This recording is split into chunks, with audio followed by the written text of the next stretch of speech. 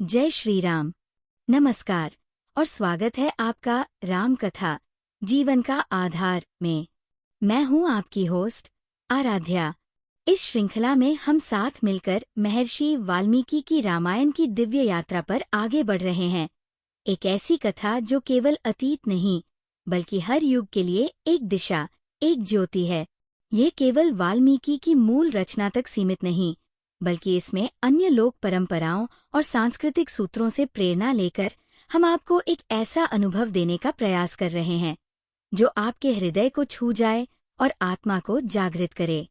कृपया इस कहानी को अपने मित्रों और परिवार के साथ साझा करें ताकि रामायण की महिमा सभी तक पहुंचे। पिछली कथा में हमने देखा कि भरत की पदयात्रा कैसे केवल एक भौतिक यात्रा नहीं बल्कि प्रेम, त्याग और आत्मदंड की साधना बन गई थी। हमने देखा कि कैसे अयोध्या का समस्त समाज उनके साथ तप और संयम का मार्ग अपनाता है, कैसे निषादराज की सेवा में राम भक्ति प्रकट होती है और कैसे गंगा माँ के तट पर भरत संसार के सभी पुरुषार्थों को त्याग कर केवल एक ही वरदान मांगते हैं, राम के चरणों में अटूट प्रेम। हम भरद्वाज आश्रम में उस क्षण के साक्षी बने जहाँ भरत का हृदय टूटकर शब्दों में बह निकला और जहाँ ये स्पष्ट हो गया कि राम और सीता की दृष्टि में भरत अपराधी नहीं बल्कि प्रेम की आधारशिला है। आज की कथा वहीं से आगे बढ़ती है जब भरत चित्रकूट के समीप पहुंच चुके हैं, जब प्रेम अब दूरी नहीं सह पा रहा और जब ये निकटता ही एक नई परीक्षा बन जाती है। आज हम देखेंगे वो भोर जब सीता एक ऐसा स्वप्न देखती है जो उसके मन में शक तो पैदा करता है लेकिन उसे अपने प्रियजनों से मिलने की उम्मीद भी देता है। आज लक्ष्मण का प्रेम रौद्र रूप धारण करेगा, वह प्रेम जो रक्षा करना चाहता है पर संदेह में जल उठता है। और फिर आज की कथा हमें उस शांत पर अडिग राम तक ले जाएगी जो राजमद की भयावता स्वीकार करते हुए भी भरत की पवित्रता पर अचल विश्वास रखते हैं, जो भरत को विवेक रूपी हंस कहते हैं और जिनके मुख से निकली भरत की महिमा सुनकर देवता भी स्वीकार करते हैं कि यदि भरत न होते तो पृथ्वी पर धर्म का भार उठाने वाला कोई न बचता। तो आइए आज की कथा आरंभ करते हैं उस क्षण से जहाँ प्रेम और संदेह आमने सामने खड़े हैं, जहाँ लक्ष्मण का क्रोध परीक्षा ले रहा है और जहाँ राम का विश्वास इतिहास को दिशा देने वाला है। लंबे समय तक यात्रा करने के बाद भरत अपनी सेना के साथ चित्रकूट पर्वत पहुंचे। मार्ग की कठिनाइयों ने सैनिकों और अश्वों को थका दिया था, किंतु जैसे ही भरत की दृष्टि उस पवित्र भूमि पर पड़ी, उनके मन की थकान स्वतः शांत हो गई। चारों ओर घने वन फैले थे, ऊंचे ऊंचे वृक्ष और निर्मल जलधाराएं, सब मिलकर उस स्थान को अलौकिक शांति से भर रहे थे। वायु में तपस्या की सुगंध थी और धरती पर संयम का आवरण बिछा हुआ था। भरत कुछ क्षण मौन रहकर उस सौंदर्य को निहारते रहे। भरत ने गंभीर स्वर में कहा, यह कोई साधारण वन नहीं है, ये स्थान तपस्वियों का निवास है। यहाँ हर कण में वैराग्य और धैर्य बसता है। ऐसा लगता है मानो स्वयं धर्म यहाँ निवास करता हो। सुमंत्र, जिन्होंने दशरथ के साथ जीवन भर सेवा की थी, सहमति में सिर झुकाकर खड़े रहे। भरत के आध्यात्मिक गुरु धृति ने नेत्र बंद कर उस मौन को अनुभव किया, मानो वन की शांति उनसे संवाद कर रही हो। धृति ने कहा, जहाँ ऐसी शांति होती है वही राम जैसे आत्मा वाले पुरुष निवास करते हैं। भरत ने तब अपने सैनिकों की ओर दृष्टि डाली और आदेश दिया। उनका स्वर दृढ़ किंतु करुणा से भरा हुआ था।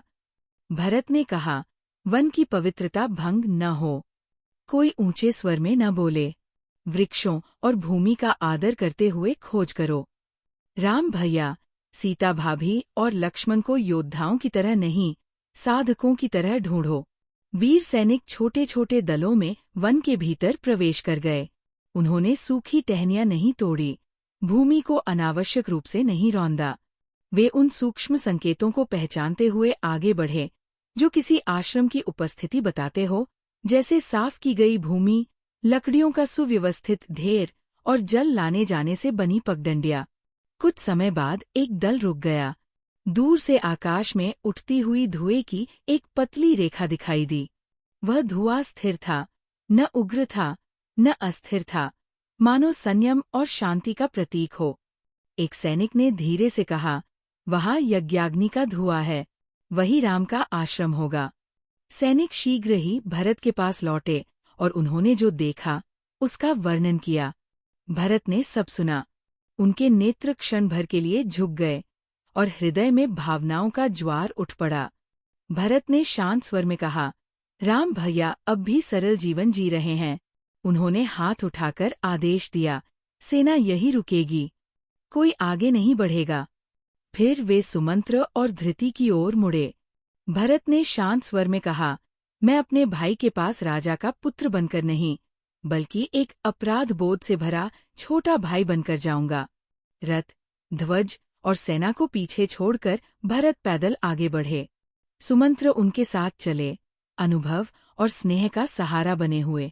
धृति धर्म और विवेक की जीवित छाया की तरह उनके पीछे थे। आगे वन और गहरा होता गया। उन्हीं वृक्षों के बीच अनजान राम और लक्ष्मण अपने आश्रम में विराजमान थे। उन्हें पता नहीं था कि किस्मत एक बार फिर सभी भाइयों को आमने सामने लाने वाली है। चित्रकूट की शांत भूमि पर जहाँ भरत अपने हृदय में राम के दर्शन की उत्कंठा लिए आगे बढ़ रहे थे, वहीं स्वर्गलोक में एक विचित्र हलचल उत्पन्न हो गई। भरत के राम के प्रति अगाध प्रेम को देखकर देवराज इंद्र का मन विचलित हो उठा। उन्होंने उस प्रेम की गहराई को देखा, ऐसा प्रेम जिसमें राज्य नहीं, यश नहीं, केवल भ्रातृभक्ति और धर्म की शुद्ध अग्नि जल रही थी। देवराज इंद्र के मन में भय उत्पन्न हुआ। देवराज इंद्र ने सोचा, यदि राम भरत के इस निष्कपट प्रेम के वश होकर अयोध्या लौट गए तो देवताओं का कार्य अधूरा रह जाएगा। राक्षसों का सहार अभी शेष है। धरती पर धर्म की स्थापना का समय अभी पूरा नहीं हुआ है। इस चिंता ने देवराज इंद्र के चित्त को घेर लिया।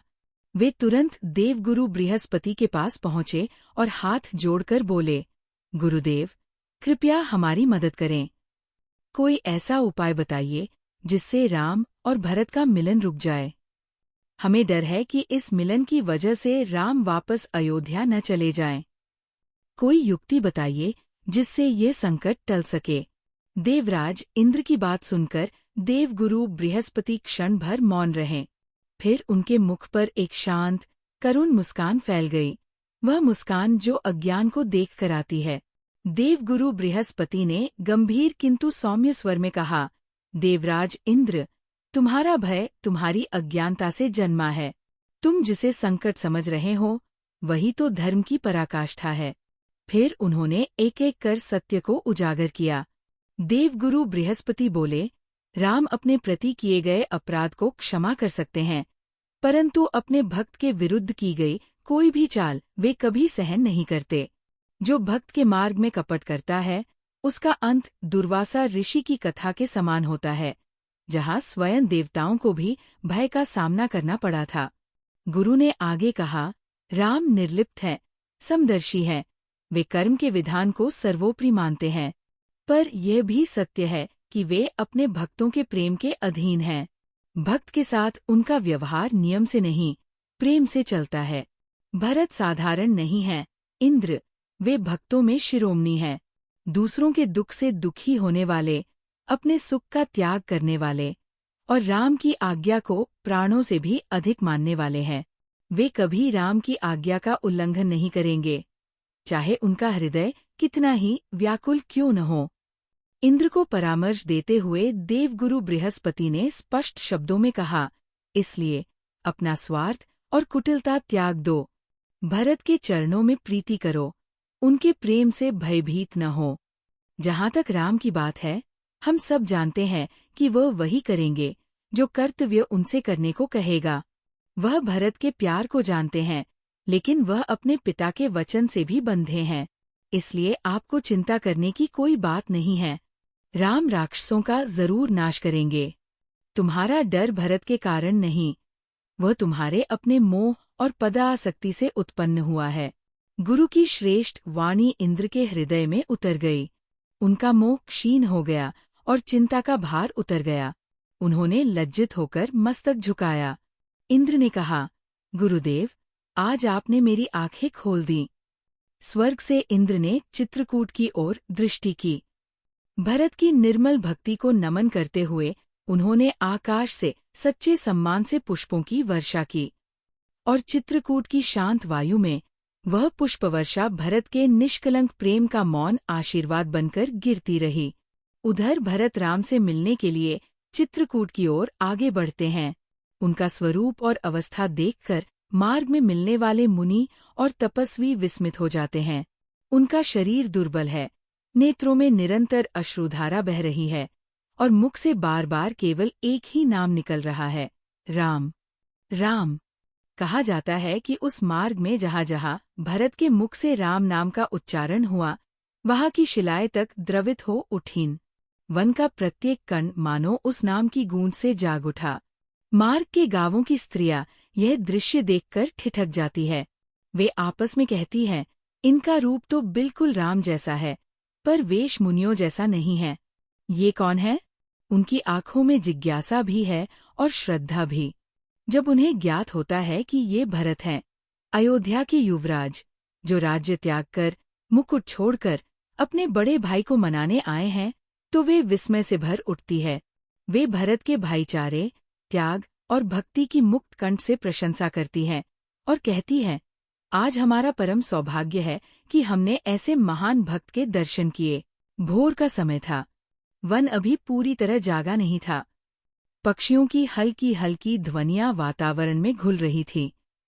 उसी शांत क्षण में सीता की निद्रा भंग हुई। उनका हृदय असामान्य व्याकुलता से भर उठा था।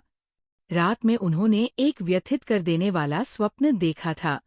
उन्होंने स्वप्न में देखा कि भरत ससैन्य चित्रकूट पहुंचे हैं। उनका शरीर विरह की अग्नि में जल रहा है, नेत्र अश्रु से भरे हैं। उनके पीछे अयोध्या का समस्त समाज दीन, दुखी और शोकाकुल है। विशेष रूप से सासुओं की अवस्था अत्यंत शोचनीय है। वे भूमि पर बैठी विलाप कर रही हैं, मानो पूरा कुल किसी भारी आपदा से घिर गया हो। सीता ने ये स्वप्न राम को सुनाया। भोर का वो क्षण केवल भय और शंका से नहीं भरा था। सीता के हृदय में व्याकुल स्वप्न के साथ साथ एक कोमल आशा भी जाग उठी थी। स्वप्न ने उन्हें विचलित अवश्य किया था। भरत का विरह में जर्जर शरीर, अयोध्या का शोकाकुल समाज और सासुओं की दयनीय अवस्था, इन सब ने उनके मन को भारी कर दिया था। किंतु उसी स्वप्न के भीतर कहीं न कहीं एक और भाव भी स्पंदित हो रहा था। सीता ने राम की ओर देखते हुए धीमे स्वर में कहा, यदि भरत सचमुच यहाँ आ रहे हैं, तो इसका अर्थ ये है कि अयोध्या की स्मृतियाँ स्वयं चलकर हमारे पास आ रही है। सीता के मन में ये विचार आया कि यदि भरत आएंगे, तो वे अपनी सासुओं के दर्शन कर सकेंगी। कौशल्या माता, कैकेयी माता और सुमित्रा माता, जिनका स्नेह उन्होंने अयोध्या में अनुभव किया था, उनके चरणों में बैठकर कुछ क्षण बिताने का अवसर मिलेगा। वनवास के कठोर जीवन में, जहाँ हर दिन संयम और त्याग का अभ्यास था, वहाँ अपनों के सान्निध्य का विचार ही हृदय को सहारा दे रहा था। सीता ने आगे कहा, मैं जानती हूँ कि हमारा पथ कठिन है, पर यदि कुछ समय के लिए ही सही अपने परिवारजनों के साथ बैठकर अयोध्या की कुशलता सुन सकूं, तो यह भी प्रभु की कृपा ही होगी। उनके मुख पर क्षणिक सौम्य मुस्कान आ गई, एक ऐसी मुस्कान जिसमें विरह भी था और अपनापन भी। उनकी आंखों में अश्रु थे, पर उन अश्रुओं में केवल पीड़ा नहीं थी। सीता की बात सुनते ही राम के नेत्र सजल हो गए। उन्होंने क्षण भर मौन धारण किया। वे केवल पति नहीं थे, वे पुत्र, भ्राता और शिष्य भी थे। सीता की आशा ने उनके हृदय के उस कोने को स्पर्श किया, जहाँ अयोध्या, माता पिता और भ्राताओं की स्मृति अब भी जीवित थी। राम ने गंभीर स्वर में कहा, ये स्वप्न साधारण नहीं है। हो सकता है कि भरत हमसे बात करने और हमें वापस ले जाने के लिए यहाँ आ रहा हो, या हो सकता है कि वह किसी और उद्देश्य से आ रहा हो। जो भी हो, कुछ भी हो सकता है। हमें हर परिस्थिति के लिए तैयार रहना होगा। उसी क्षण धर्म की मर्यादा, पिता की आज्ञा और वनवास का व्रत उनके मन में दृढ़ होकर खड़ा हो गया। राम ने करुण स्वर में कहा, तुम्हारा भाव पवित्र है। अपनों से मिलने की आकांक्षा स्वाभाविक है, पर जो कुछ भी होगा वो धर्म के अनुसार ही होगा। उनकी वाणी में न आश्वासन था न निषेध, केवल स्थिर विश्वास था। उनका हृदय किसी अनजानी आशंका से भर उठा। स्नान और शिवपूजन के पश्चात जब राम उत्तर दिशा की ओर दृष्टि डालते हैं तो उनका मन और अधिक विचलित हो जाता है। आकाश में धूल की मोटी परत छाई हुई है। वन्य जीव भयभीत होकर इधर-उधर भाग रहे हैं। पक्षियों का कलरव अचानक रुक गया है। उसी समय कोल और भील वहां पहुंचते हैं और समाचार देते हैं, भरत एक विशाल चतुरंगिनी सेना के साथ इस ओर आ रहे हैं। राम के मन में द्वंद्व उत्पन्न हो जाता है। एक ओर वे भरत के निष्कपट प्रेम और शील को भलीभांति जानते हैं, तो दूसरी ओर सेना के साथ उनका आगमन राम को गहरी चिंता में डाल देता है। जब लक्ष्मण ने राम को इस प्रकार व्याकुल देखा तो वे संयम न रख सके। उनका स्वर तीखा हो गया और नेत्रों में क्रोध की ज्वाला प्रकट हो उठी। लक्ष्मण ने कहा, भैया, आप भरत की सरलता में फंस रहे हैं। ये प्रेम नहीं, ये कूटनीति है। राज पाकर अच्छे अच्छे ज्ञानी अपना स्वरूप भूल जाते हैं। भरत को राज्य मिल गया है, अब वे निष्कंटक राज करने के लिए धर्म की मर्यादा तोड़कर आपको वन में ही समाप्त करना चाहते हैं। लक्ष्मण ने इतिहास के उदाहरण दिए। चंद्रमा, राजा नहुष और इंद्र सब अहंकार के कारण पतन को प्राप्त हुए। भरत ने आपको वन में अकेला समझकर ये दुस्साहस किया है। बोलते बोलते लक्ष्मण के भीतर का वीर रस प्रबल हो उठा। उनकी भुजाएं फड़कने लगीं। नेत्र लाल हो गए। लक्ष्मण गर्जना कर उठे, मैं क्षत्रिय हूँ और आपका सेवक हूँ। मैं रघुवंशी हूँ और हम सूर्यवंशी है। ये अपमान मैं चुपचाप नहीं सह सकता। मैंने वचन लिया है कि मैं आपकी और सीता भाभी की हर परिस्थिति में रक्षा करूंगा। धूल यदि पैर मारने पर सिर चढ़ जाए तो मैं ये अनादर कैसे सहूं? उन्होंने कमर में तरकस कस लिया, धनुष उठाया और प्रतिज्ञा की, आज मैं भरत और उनकी सेना को रणभूमि में धूल चटा दूंगा। यदि शिवजी भी भरत की रक्षा के लिए आ जाए तो भी मैं उन्हें जीवित नहीं छोड़ूंगा। वन का वातावरण लक्ष्मण के क्रोध से कांप उठा। लक्ष्मण का ये प्रचंड रूप देखकर देवता और लोकपाल भयभीत हो गए।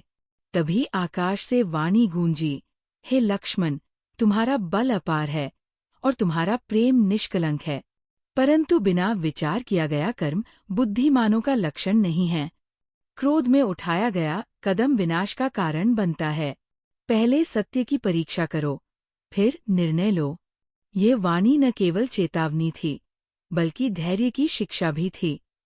जहाँ लक्ष्मण का हृदय केवल एक ही भाव से भरा था, भैया और भाभी की रक्षा, वहीं सीता का हृदय कई दिशाओं में बह रहा था।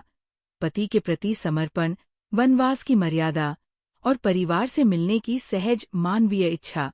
सीता किसी राजनीति की कल्पना नहीं कर रही थी।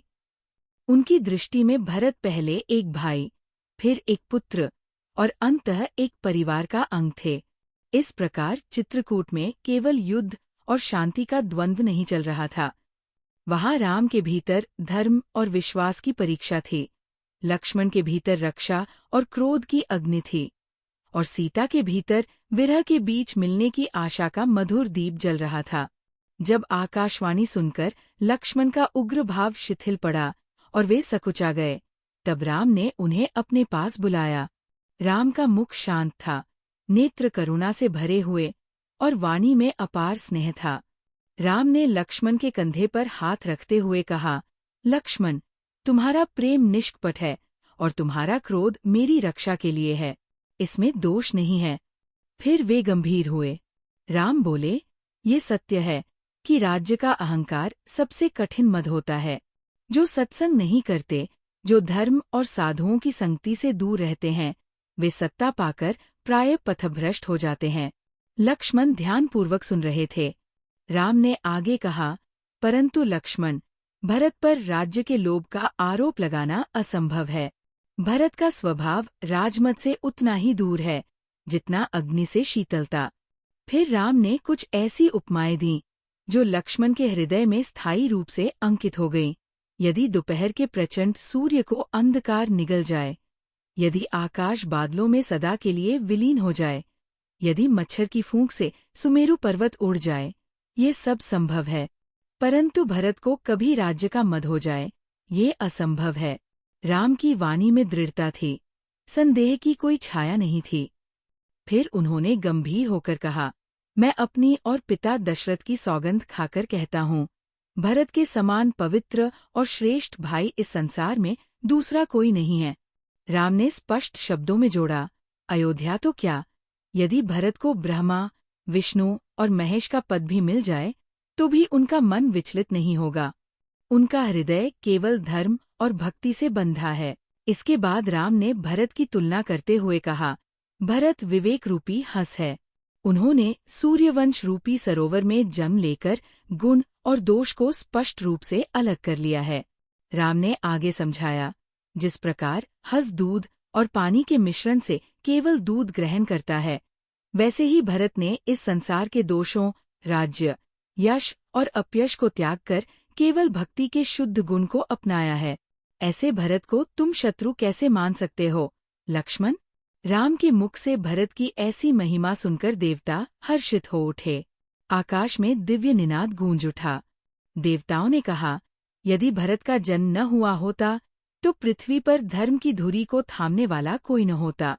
उन्होंने ये भी स्वीकार किया, भरत के गुणों की गहराई को राम के अतिरिक्त और कोई पूर्णतः नहीं समझ सकता, क्योंकि राम केवल भक्त की परीक्षा नहीं लेते, वे भक्त के हृदय को पहचानते हैं। इस प्रकार राम की शांत वाणी ने लक्ष्मण के भीतर उठे संदेह को शांत कर दिया। अब चित्रकूट की वायु में युद्ध की गंध नहीं, बल्कि विश्वास, करुणा और भ्रातृप्रेम की सुगंध फैलने लगी। इस प्रकार आज की कथा में हमने देखा कि कैसे चित्रकूट की भूमि पर भरत का निष्कपट प्रेम स्वर्गलोक तक को विचलित कर देता है, और कैसे देवताओं का भय भी अंततः गुरु की वाणी के सामने शांत हो जाता है। ये स्पष्ट हो जाता है कि राम अपराध को क्षमा कर सकते हैं, पर अपने भक्त के विरुद्ध किसी भी कपट को स्वीकार नहीं करते।